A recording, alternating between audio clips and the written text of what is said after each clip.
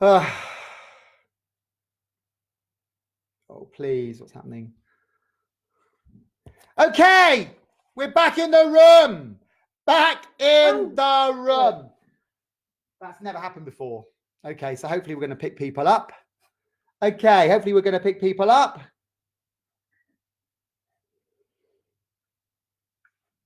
You there? I don't know. Nobody's coming. Oh, what a shame.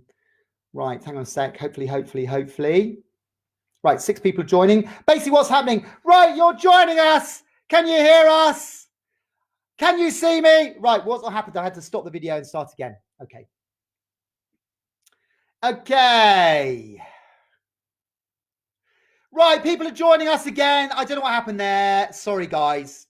We're back in the room. Back in the room. Okay. That's good. I know it's not good. Never mind. Okay. Right, guys, people are joining us. Here we are. We've got 10 people joining us again. Right, people are joining back up again. I don't know what happened there. Lovely. So I don't know what happened there. It suddenly stopped. It said I had trouble with the video. I've had to start a new one. So that's not great. But hey ho. Hey ho. We'll just see what happens.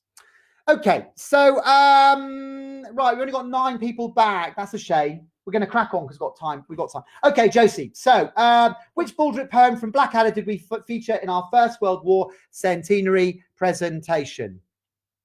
I think it was called Boom Boom. It was called Boom Boom Boom. It was called Boom Boom Boom.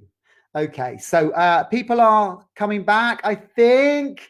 Yes, we lost quite a few people because we had to stop the video. Right. Okay, what national magazine wrote a feature article about the group as part of the Cross of the Switchblade publicity?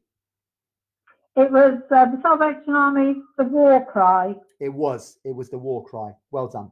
Okay, Josie, well, listen, lovely. So you got them all right. Well done. We're going to have to move on, I'm afraid. But lovely, thank you for coming. And you will look forward to seeing your new avatar, which joins the whole company. By the end of it, hopefully, we're going to have everybody with their own avatar. So, Josie, lovely to see you. And we will speak soon. Take care. Yeah. Okay, God bless. Bye. Bye then. Bye. Bye. Okay. Right, guys, I don't know what happened there. That is such a shame. That is such a shame. So what we're going to do is we are now going to move into the other room because, and we're going to go to studio. Do you remember we're going into Studio B? Do you remember this? So I'm going to take so we're going to go into Studio B. Okay. Hopefully, yeah, people are rejoining. This is good. People are rejoining. Okay. Okay, here we go. So, guys, we are back in the room. Okay. So, I don't know what happened there. But basically what we're doing, guys, is we're going to carry on where we left off. Okay. And we have got for you Poetry Corner coming up. We've got the Corona Song Challenge as well. So we've got, Laura has written a poem for us today. I've got a poem, which is in the other room, which I will get in a second. And we've also got Claudia's going to do us a poem as well. So we're still carrying on though with this, the Corona Write a Corona Song Challenge. Okay. And guys, what we're doing with this is that we've had quite a few people do some really great stuff. Lots of really creative stuff happening. And we're doing one a week because when we come back, we're going to put together probably a production of all the stuff that's been written. There's been some really great poetry and stuff like that that's been written while we've been in lockdown. So what I want us to do is collate that. Now, Sharon wrote a poem a few weeks back, and I have to say her poem was amazing. She's actually written this song to you are well, it's a very famous song, and I'm just going to play it and you'll see. So if you are still feeling inspired, and I know there are a couple of other people who have written songs, I know Laura's written another song, other people have written a couple of songs that we can do. Obviously we're going to be here for a few weeks and we'll do one a week, so it is still not too late. Now, we've written mostly comic songs at the moment, but you might want to write a serious song. So have a little listen to this. Okay, this is what Sharon's written. I think it's brilliant.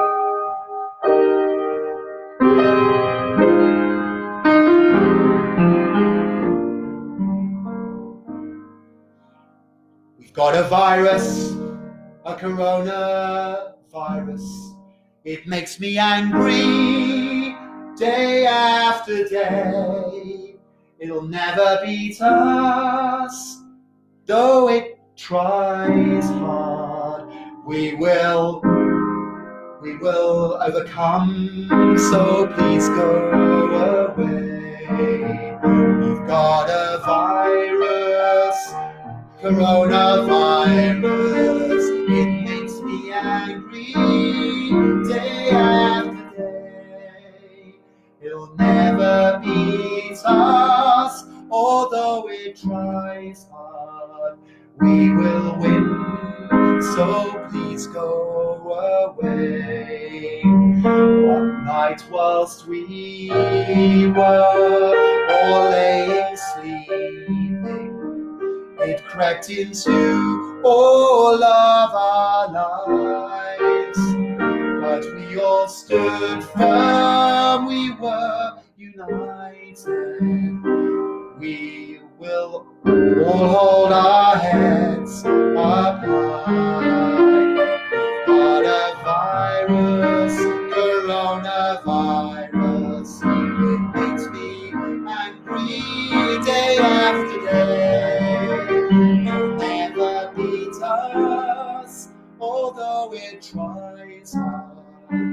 We will win, so please go away. In our thoughts now, and never leaves us. But I am sure it will disappear. There will be sunshine, and we'll be happy. We'll unite and lose all our fear. We've got a virus, coronavirus. It makes me angry. It makes day after day. It'll never beat us, although it tries hard. We will win, so please go away. Okay, I think that is really lovely. I know Gareth Malone's chorus are doing that at the moment, and I know she's sort of taken that sort of a bit of the setting from that. But I think the words are great, and to be fair, when I was playing it through this morning, I actually felt quite emotional. You know, John was alluding it to yesterday, and I think other people, Claudia, have said actually we have good days and bad days, and actually it's tough for everybody. Everybody is really feeling that sense of, you know, cabin fever, how long we're going to be like this. So I think it's really good to have songs like this that, you know, focus on, you know, when we all come out and we're going to be together. And I can give Margie a big hug. Okay, guys, so what we're going to do now is we're going to get Claudia on the phone, because Claudia is going to tell us one of her poems. So we're going to now move into the poetry corner section, which obviously we're going to get Mark on the phone. This is Mark's corner. This is where Mark is with his bow tie, and bless him. I'll tell you, there are some really fantastic poems coming. So, right, let's get Claudia. Call Claudia Streets. Your message to Claudia Street says call Claudia. Okay, let me know if there's anything else you need. Right. It's all going wrong this morning, isn't it? Tech. Where's Brian and John when you need them? Help me, John. Help me, Brian. Call Claudia Streets. Right. Oh, gosh. Right, I'm going to get Claudia on the phone. Right. Contacts. Here we are. Claudia Streets. Okay.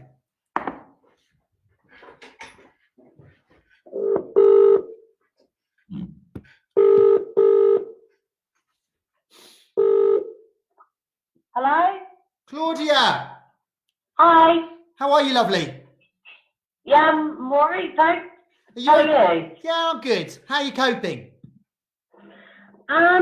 Yeah, so I'm working on my writing. I try and do like half an hour a day. That's good. Well, I have to say, you've done loads so far, which is really good, which is why we wanted to get you on. We've got one of your poems. I know you've done the Bootylicious, the song, which was brilliant. We heard the other week, and you've done a poem already. So you're going to sing. You're going to read us Claudia's poem, Corona's Little Sister. Is this correct? Twisted transistor. No. Terrible Corona. Okay. It's the Hey Hey You, Corona's Little Sister. That one, yeah.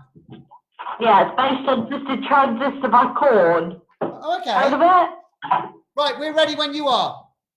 Okay. Right. Hey you, Corona's little sister. Get into your contagious coronavirus. Hold your Bible between your hands and pray. Don't cough in the shops or else you'll have to leave. Can't buy you antibacterial washing of liquid. A lonely life where Joe can visit me, but I'm not giving up because someday I'll hold him in my arms again. Nothing to do, because there's nothing to do, and they corroded inside you, hopefully not forever. Nothing to do, your boredom screams will become a whisper. Hang on, everything comes to an end. Terrible Corona. Well done. Well done. Love the singing. Claudia, well done. So what's that song from? It's based on Twisted Transistor by Korn. Korn. Okay. Twisted Transistor by Korn. Okay, well done. This is good. Okay. Well, listen, Claudia, we're going to have to let you go. Thank you so much. I think there'll be another bar of chocolate for you. You've already had one, haven't you? How many do I get? As many as you, submit. It can be going on for months. Do you want per song? You get one per song. Yeah. Is it one performed or one that I sent to you? Yeah, the one that's performed. So yeah, be one this week, lovely. Right, listen, I've got to let you go because we're. How are you? You okay? Yeah, thank you. I'm okay. Yeah, I'm okay. Yeah, I haven't been brilliant, but I'm okay. I'm fine. All right. Okay, listen, we'll speak soon. All right. Okay, thank you. Take care, Claudia. Bless you. Bye. Okay. So we're gonna get well, now we have a real treat for you. Yesterday I videoed Laura. Now Laura has written a great poem for us. Okay, and this is something a bit more serious. And what I think is really good is that people are really now beginning to sort of think about what they're writing in terms of, something that's perhaps a bit more, not that you hadn't before, but there's more serious stuff coming through, which is really good. That's less jokey and more profound. And I think actually, I think the longer we're in this, I think that will happen. To be fair, I've written 2 pieces, which I'm going to do today. I was saying to Laura, actually on the phone a couple of days ago, I woke up 6 o'clock in the morning, jumped out of bed, so inspired, and I wrote it just like that. And that's very often how it comes. Okay. And I was also reading a really interesting article about Winston Churchill during the Second World War, where they wanted to cut the funding for the arts. And Winston Churchill said, well, if we do that, what's the point in fighting? What are we fighting for? Then actually, culture, art, writing, being creative, surely that's the freedom that we need to be able to do. And that's what they fought for in the Second World War. And so obviously, while we're in this lockdown, this could be a really, really positive. The upside to, all being a separate is that actually we can write some stuff that's really profound because we've perhaps got more time. So, right. Okay, I'm going to show you Laura's piece now. So let's just get it up here.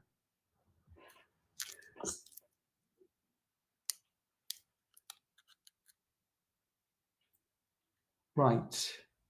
What's going on here? Oh no. Oh no.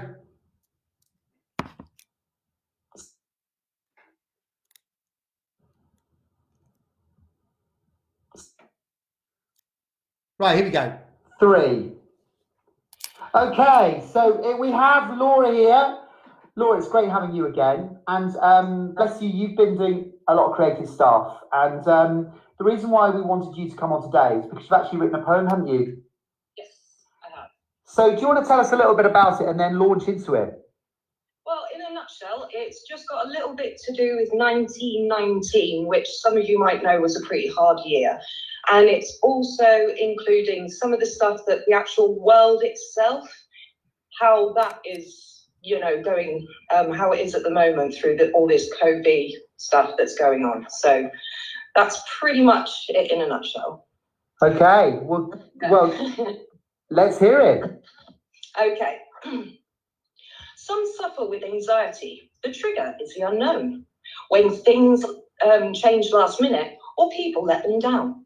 I know that right now things are very unforeseen, but just think of what it had been like in 1919. Well, aeroplanes would not be operational till August 25th, as civilized aviation wouldn't start till then. Oh, spliff. But looking at the numbers of the living in old London, nearly 9 million then to 7 million in 2000. A huge flu swept over throughout old Britannia. 250,000 lives were gone. Must have been scary, huh? And just after the war, where many mothers lost their sons, the people started panicking. Mutinies and strikes were done. So just think of how different it is compared to these days. Well, COVID has actually helped our planet in many ways. The global gases have gone down. It saved more people than take, keeping animals and plants much more safe. Clearing out of lakes and streams and the air we breathe. It's Mother Nature's way to say, why can you not see? It's man who's destroying life. It's them who need to go. They're killing my baby. And I'm saying blooming no. We've been through worse than this and seen the other side. Just hope that this time we can come out with some pride. That we can live in harmony, work together more. Realize the whole world itself is a thing worth fighting for. We can speak through technology. Back then, they'd never seen. Just think of what they had to deal with in 1919. There you go. Wow, Laura, that is amazing. That is really amazing. No, well done. Oh my goodness. I'll tell you, Laura, we have got some really fantastic stuff for our performance when we come out. We're planning a big celebration. So we're going to have a big party for the guys Unleashed, but we're also, today we were supposed to be doing our, our 6th birthday celebration. So in that sense, it's sad, but actually people have been getting really creative, and my goodness, Laura, that is really fantastic. So well done. Tell me how, no, not at all. How long did it take you to write it, and how did it come about? I wrote it in about 15 minutes. That's often the way with creatives, isn't it? I just Googled stuff about flu epidemics. 1919 came up. I took a couple of points from it and then just wrote. So yeah. No, well done, Laura. Thank you so much. Honestly, really fantastic. So listen, lovely. Okay, that was Laura yesterday. I'll tell you, really gifted girl, really great stuff, So, we're putting a scrapbook together. Everything that people have written, we're going to save, we're going to put into a scrapbook. And when we come out, there's going to be literally loads. So we're going to go into the other room because we're going to get Mark on the phone. And I'm going to take Mark with me. Look, here's Mark. He's going to come with me. Right, so we're going to go into Studio B. Okay. So I'm just opening the door. Right. Here we go. Right. And then we're going to get Mark on the phone. Okay. So we're back in. Here we are. We're back in Studio B, or Studio A rather. Okay, and we're going to get Mark on the phone. Okay, going to do something slightly different now. I'm going to put this. Here we go. I'm going to put this here. Okay, so I need Mark. Okay, and I'm going to sit in a chair. So this is going to be a bit different. Oh my gosh. Oh my goodness. Okay. Right, can you see me? That's better. Oh, that's good. I'm so sorry about having to stop the live feed because we lost a few people. Hopefully they'll come back. Right. So I'm going to get Mark on the phone, but first of all, I was going to actually just share something that I've written. because it is as our birthday. Some of you will remember we're actually 6, and there is a.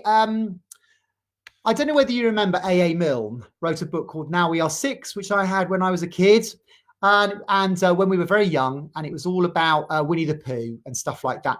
And there was a great poem in, I think it was Now We Are 6, I think it was, which I knew as a kid, which was called Lines and Squares.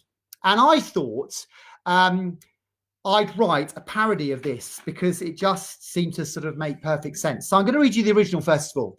This is from Now We Are 6. It's called Lines and Squares. Whenever I walk in a London street, I'm ever so careful to watch my feet, and I keep in the squares and the masses of bears who wait at the corners all ready to eat, the sillies who tread on the lines of the street. Go back to their lairs, and I say to them, bears, look at me walking in all of the squares. And the little bears, they growl to each other, he's mine. And as soon as he's silly and steps on a line, and some of the bigger bears try to pretend that they came round the corner to look for a friend. And they try to pretend that nobody cares whether you walk on the lines or squares. But only the sillies believe their talk. It's ever so important how you walk, and it's ever so jolly to call out, bears, just watch me walking in all of the squares. Now, I used to love that as a kid. And I have written a poem which hopefully will bring a smile to your face. It's called Lines and Steps. All right. And it goes like this. Whenever I walk in a talky street, I'm ever so careful who I meet. And I keep in my 12 steps, and the masses of dealers who wait at the corners all ready to tempt, the sillies who'd snort lines from the dealers they'd meet. Go back to your drug dens, and I say to them, dealers, just look at how I'm walking in my 12-step freedom. And the weed dealers growl to each other, he's mine. And soon as he's silly and is tempted with a joint, and some of the bigger dealers try to pretend, and they come round the corner to look for a friend. And they try to pretend that a line of Charlie, well, nobody will say whether you're snorting a line or just using again. So only the sillies believe their talk. It's ever so important how you walk, and it's ever so jolly to call out, dealers, just look at how I'm walking in 12-step freedom. So that's my little attempt at a parody of a poem from Now We Are 6. Now, we're going to get lovely Mark, who's here. Mark's here. Let's stick in there. There we are. Let's get Mark on the phone. Call Mark Tootle. Calling Mark Tootle. Okay.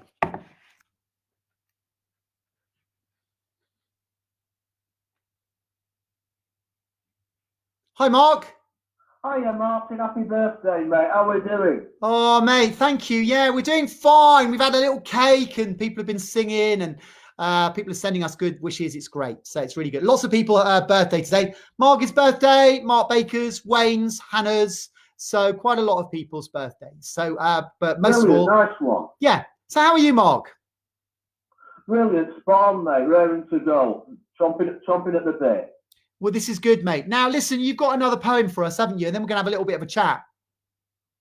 Yeah. I've got another poem. I've got another poem for you. That'd be good. I'll tell you about it and I'll do it now. Is that okay? Yeah, brilliant. Yes, please. Okay, now this poem is a sequel to the one I did about court shorts. And it's called Caught with My Pants Down. And it's subtitled No One Likes a Smart Arse. Okay, so here we go. I had the incident last time where I hadn't got me 30 pence. Now this time we're moving on from that. And it goes like this. I'm off on my constitutional whilst giving the council a retort. This time I've got my 30 pence. I'm not going to be caught short. Nature has given me a call. I'm getting a very serious rumble. I've got the coinage in my hand, not even the hint of a fumble. I sat down feeling rather smug. It's forward planning, you see. I started proceedings with confidence. Oh, no more mishaps for me. My contentment soon evaporated. My sweat, it turned to vapour. This is the cruelest twist of fate. There was no toilet paper. I sat there rather awkwardly, with a lump inside my throat. The only other option, you see, was my last £20 note. Against my better judgments, oh, dignity demanded it, bizarre biz.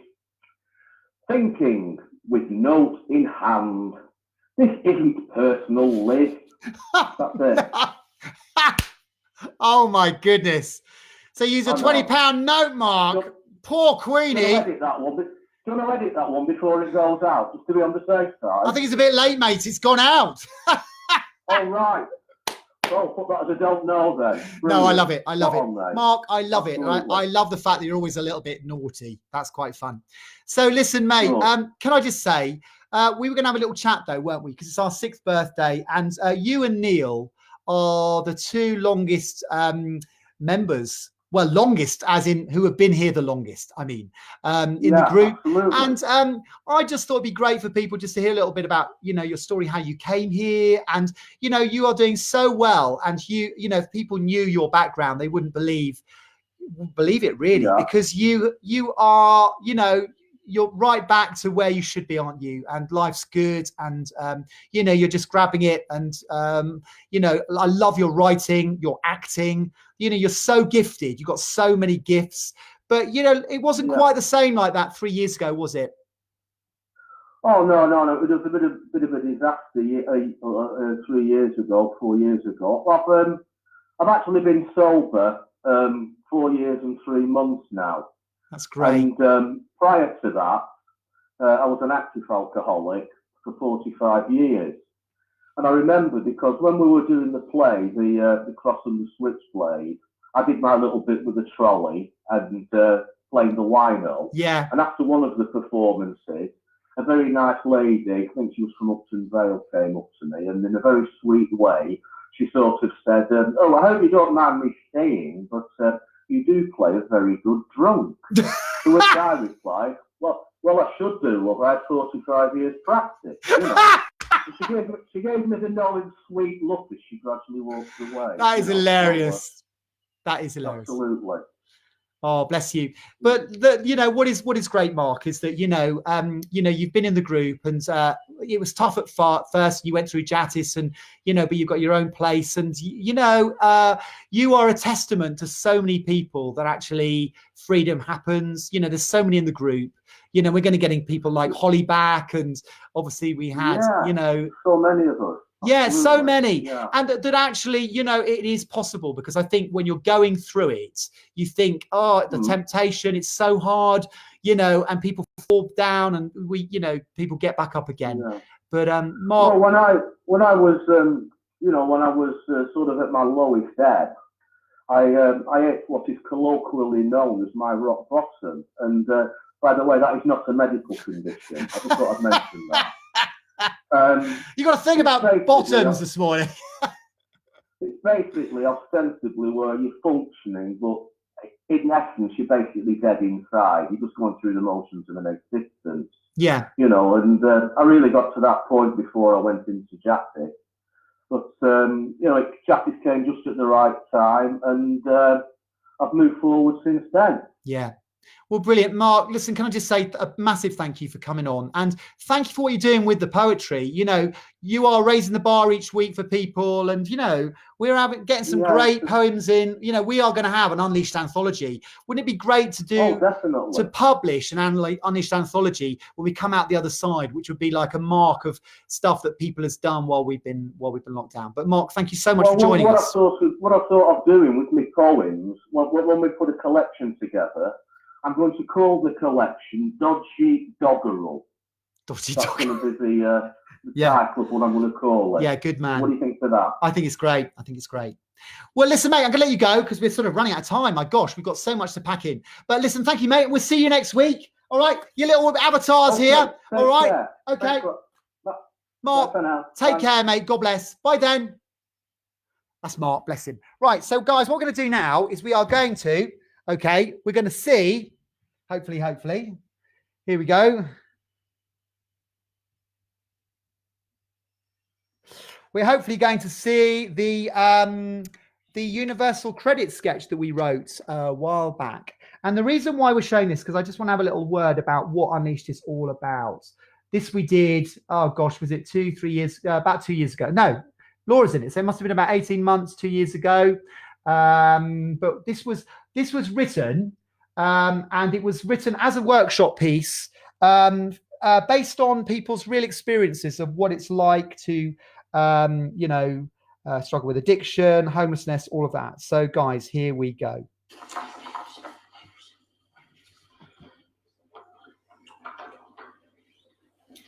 This is a BBC information service. Tonight we focus on the forthcoming introduction of universal credit here in the West Country.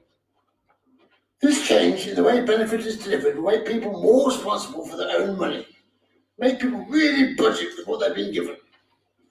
For the sake of our viewers, can you tell us how these changes will be implemented? Well, we're streamlining the system. Instead of getting their benefit from several different places, they'll just get one lump sum. Even the landlords, who are paid directly by the benefits office, will be paid directly by the tenant. It'll give people a better sense of being responsible for their own money and, one hopes, make them take more responsibility for their own actions. What? 3 of the dice. And it's a 3. 1, 2, 3. Ah, the brown set. Warren Rhodes. I'll have that. My name's Andrew. I've been in my own flat 3 weeks now. Liked it at first. You know, having a roof of my own over my head. First time in 2 years. But, if I'm honest, the novelty wore off quite soon. And I started to feel, really lonely. I didn't want to go back on drugs. But really, it was Vic. I mean, he was the only person I knew around here. And it wasn't long before he was coming around here with his mates, using it as a party house at the weekend. The old crew, eh? Yeah. Tried to break away from him. No, really, I did. But it's hard being on your own. I suppose it was inevitable. Right. Okay, roll dice. And it's a 4. 1, 2, 3, 4. Right, community chest. Oh, after waiting 6 long weeks, your universal credit payment finally arrives. Well, I've never had as much money. What did I buy? Well, new PC, wide-angle telly, new PlayStation, the rest. Shot up my arm, I suppose. Sorry, what's that you say? The rent. Oh yeah, the rent, yeah.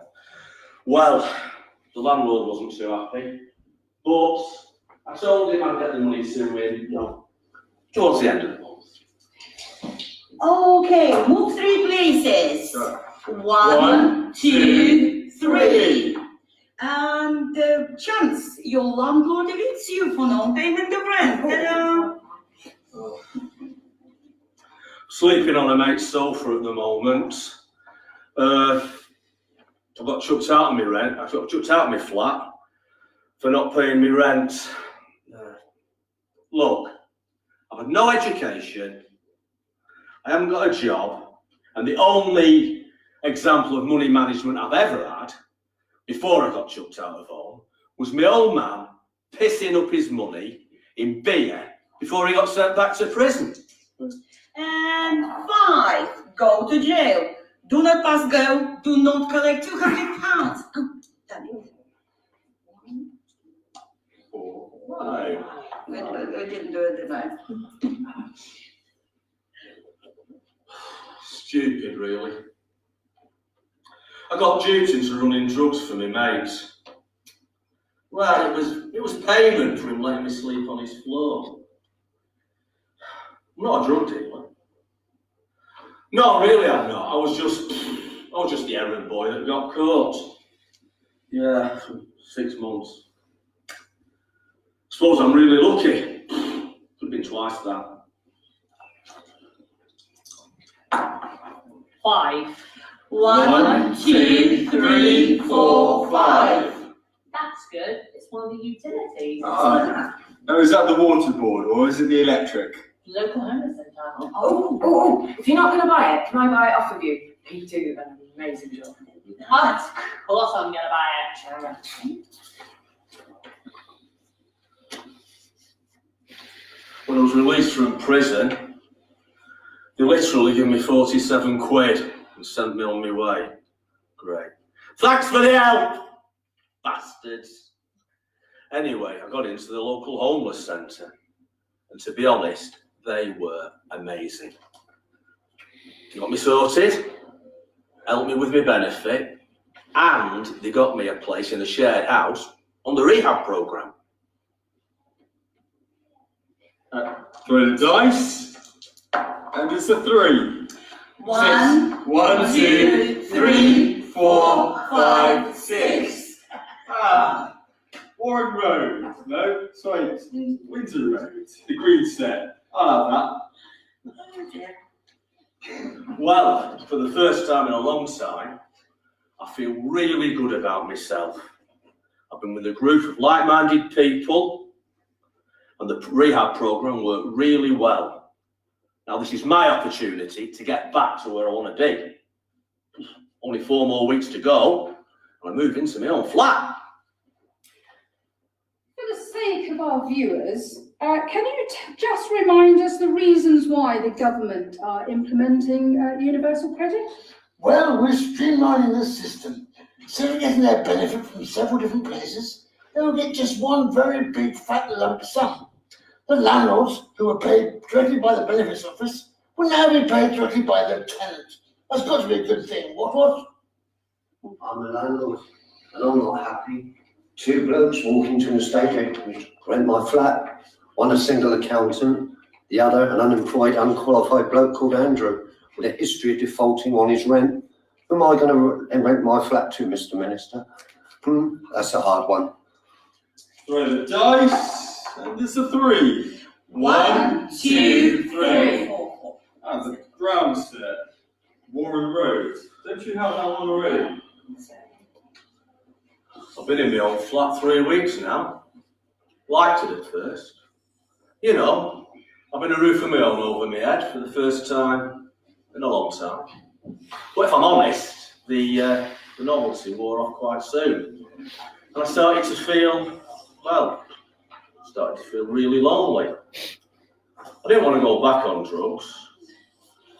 It's a good thing, really. I can't afford them. Okay. Roll the dice. And, yeah, that's a 4. 1, 2, 3, 4. Community chest. After waiting 6 long weeks, your big, fat, all rolled into one universal credit payment finally arrives.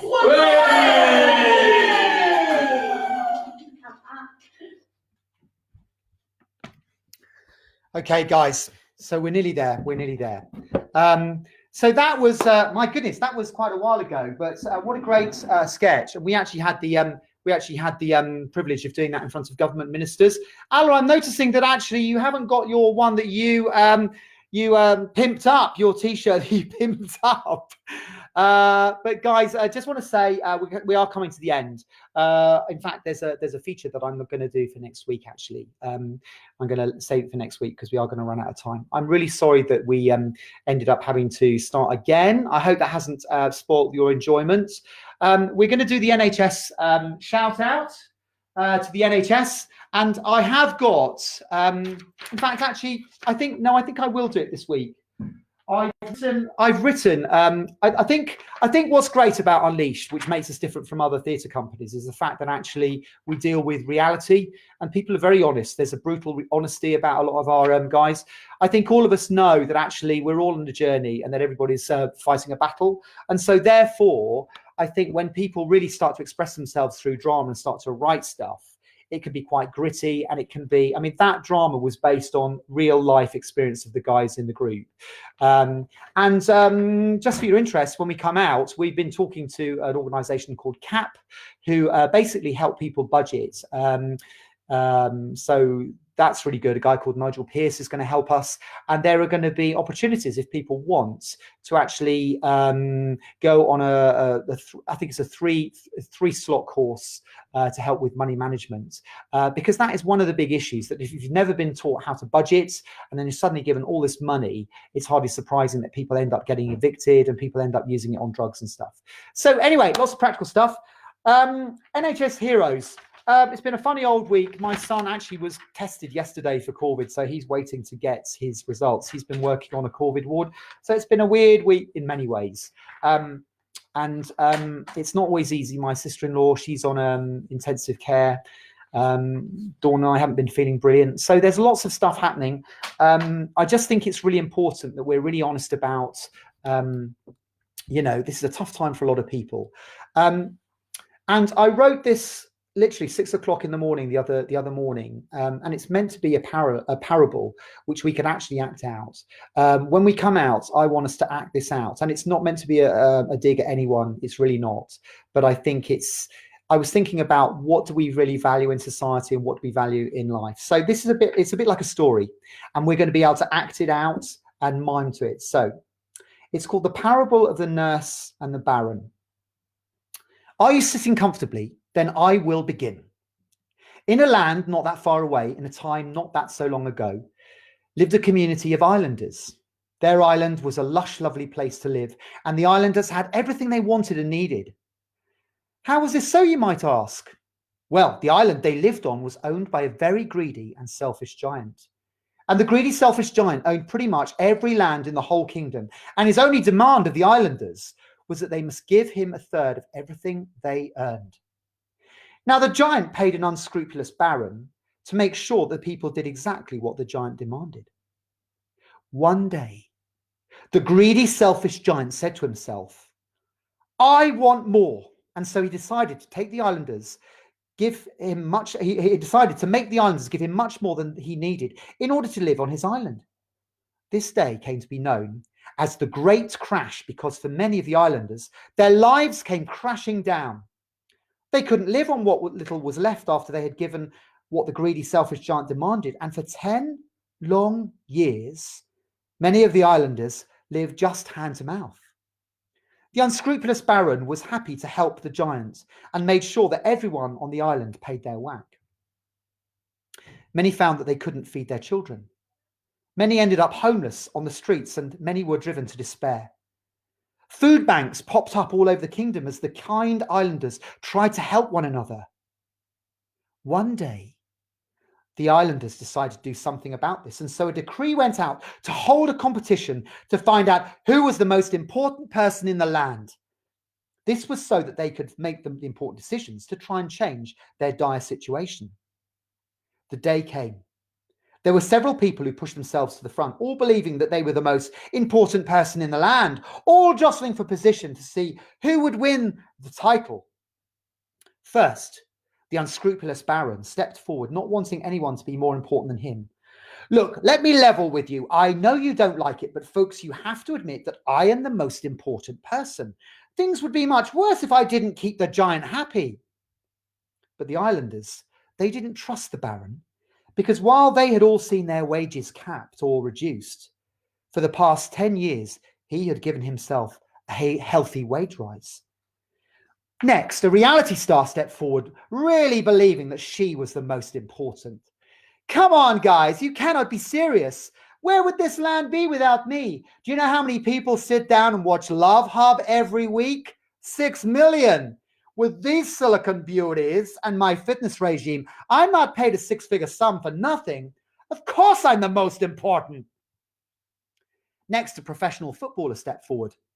Look, guys, at the end of the day, which schoolboy has not got a picture of me on his wall? I am a role model that they all aspire to. I mean, who wouldn't want to get paid £350,000 a week for kicking a bag of wind around a field for 90 minutes? Some of the islanders were sad, as they hadn't realised how much the footballer was getting paid, especially those in the queue for the food bank. It's disgusting how much they get paid, someone said. Jane was in the queue. She was a nurse, and she turned and said with a smile, I suppose they're only doing their job. I quite like him. So, who do you think won the competition to be the most important person in the land, to make the changes the people wanted?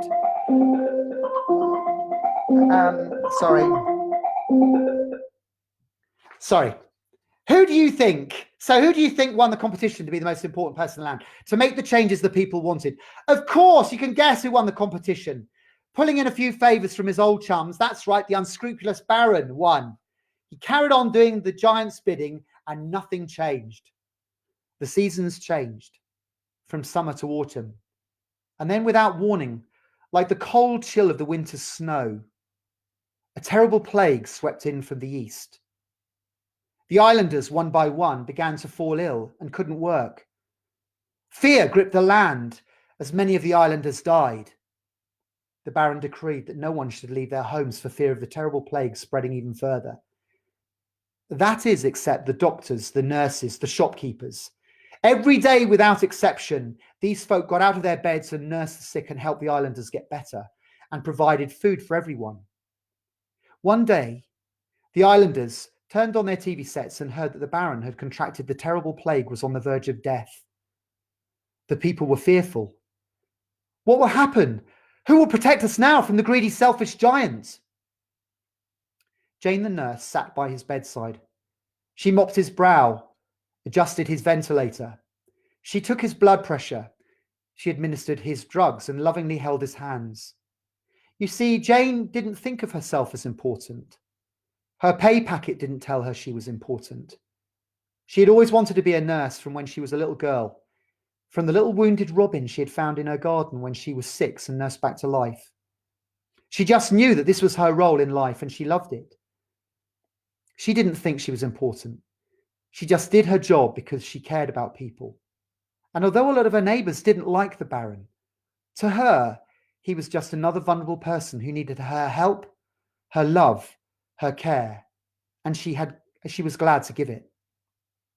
Many weeks later, the Baron gave a press conference. He was better. He'd pulled through. He praised Jane as being the most important person in his life. Without her, he wouldn't have had made it through. He'd realised for the first time the real value of what makes something important. He was better. Jane hoped he would stay better. And so do I. I wrote that because I think our NHS guys are heroes. And I hope that when all this finishes, when the great pause finishes, that society will value people like bin men, shopkeepers, nurses, doctors, much more than they had beforehand, with all the promise of funding for the NHS. Hopefully now that will happen. Guys, we're going to finish now because we've run over, but I just want to say thank you for coming. Go out, clap tonight, the NHS. Guys, we do care about you, and I just hope you have a safe, keep safe this week, and we'll see you all next week. Take care. God bless.